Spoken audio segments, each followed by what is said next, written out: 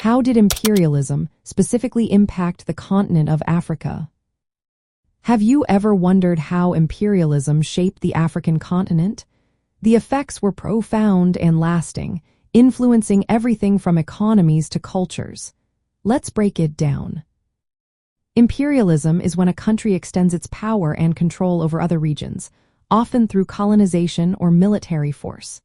In Africa, this meant that European powers exploited the land and its people for their own gain. They took valuable resources like gold, diamonds, and rubber, often using forced labor to do so. This exploitation disrupted local economies and traditional ways of life. As imperial powers imposed their economic systems, local industries struggled to survive.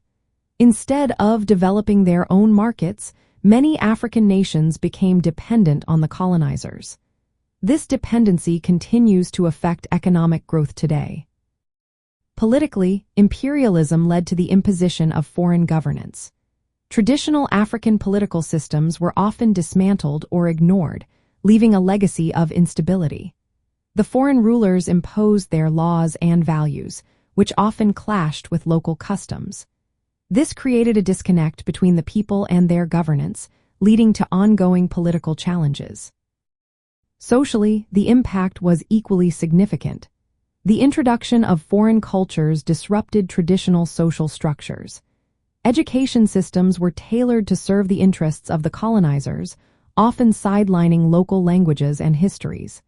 This loss of cultural identity has had lasting effects on African societies. Even after many African nations gained independence, the influence of imperialism did not disappear. Some argue that neocolonialism emerged, where foreign powers continued to exert control through economic means. This can be seen in the way international financial institutions operate, often prioritizing the interests of foreign investors over local needs. From a libertarian viewpoint, imperialism is viewed as a violation of individual rights and free markets. Libertarians advocate for non-interventionism, believing that true progress comes when people are free to engage in voluntary trade without outside interference. They argue that Africa's development should be led by its own people, free from the shadows of imperialism. In practical terms, this means supporting policies that allow African nations to build their own economic and political systems. By respecting individual liberty and promoting free markets, the focus shifts to empowering local communities rather than imposing foreign control.